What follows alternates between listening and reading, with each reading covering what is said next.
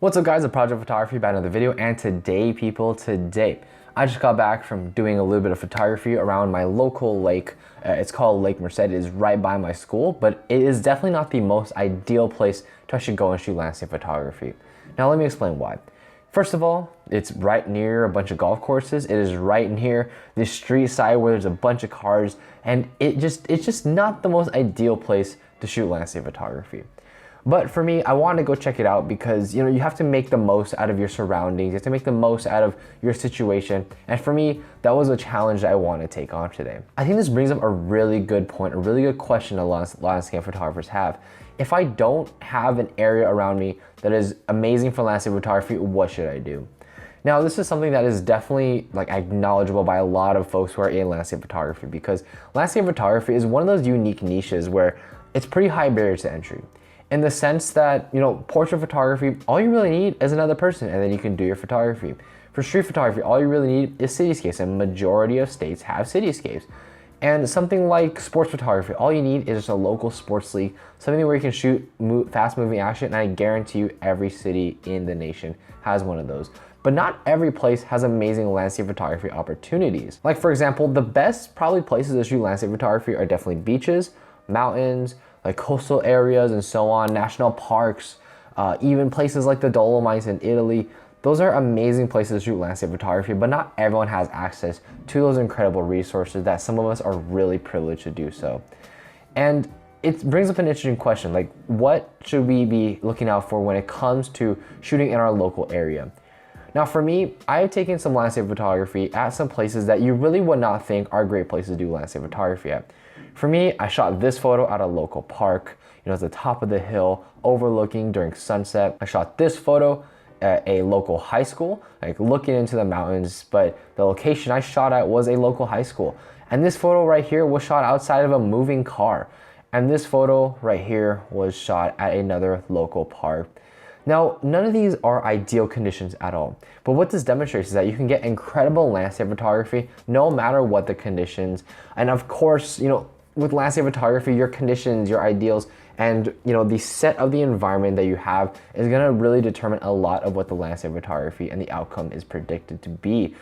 But when it comes to landscape photography, your skills and your inhibitions as a photographer are definitely the most pressing and most important for landscape photography. Like for example, if you don't have the best skills, you don't know how to use your ND filters properly, you don't know how to use your tripod, you don't know how to use your camera in the most proper way possible, you're not gonna be able to get amazing photos at a place like Yosemite. You might get decent photos, but you're not gonna be able to maximize out what the actual landscape entails. And the goal as a landscape photographer is to show the landscape in the most beautiful, most natural way possible, right? We shouldn't be showing things that don't really matter in the natural landscape. We don't want to make it look unnatural. And if you're out there shooting landscape photography and not maximizing the beauty of the landscape, you're doing a disservice to the actual landscape itself. Now, the best way to honestly go out and practice your landscape photography, improve your skills, is to use the available resources around you.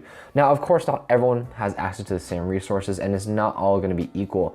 But for me, when I was starting out, I did not go to the mountains all the time. I didn't go to the beach. I didn't go to all these places because I just did not have access to it initially. And I went a lot to the different places that I just mentioned to actually go shoot my landscape photography. And I'll go there multiple times in order to learn or to experience that world differently. And here's the thing, the great thing about landscape photography is that you can go to the same location multiple times and come out with different photos each and every time. Because the lighting changes, your compositional skills change, and you can use different lenses and so on. You can get different landscape images every single time you go to these different places. So please utilize the local resources around you. Find those parks, find those state parks, find those national parks, find areas of landscape photography that can help you contribute to your growth, that can help you, create some amazing landscape photography images, and really show you that the world has so much to offer than what we've actually seen, and our backyards even have a lot of opportunities for great photography that are not just normally thought about. Of course, we would all love to go to national parks. We would all love to go to Yosemite. We would all love to go to Zion National Park, but can we is the question. That's the highest barrier to entry when it comes to landscape photography. And a lot of us just have to go out there and shoot, experience what our local world has to offer. And when the time is right, when we have the resources, when we don't have those constraints, we're able to go to these different places and actually shoot your landscape photography. The real mark for me when it comes to how good a landscape photographer is is being able to take landscape photos in places that are not necessarily the most ideal and then turning them into amazing landscape images.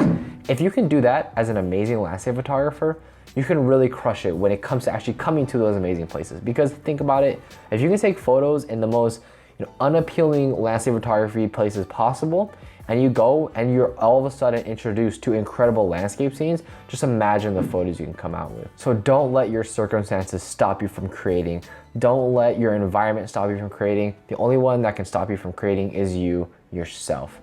Landscape photography isn't for the few and privileged, it's for everybody. So go out there, create some amazing landscape photography, and let me know what your local favorite place is to shoot landscape photography down in the comment section down below. For me, it is right there in my hometown called Pantera Park. That is a place I like to go shoot at, especially when I see incredible sunsets and sunrises. So anyways guys, let me know what you guys think about this video down in the comment section down below. Rate, comment, subscribe. Thank you so much for experiencing the world today, and I'll catch you guys in the next one.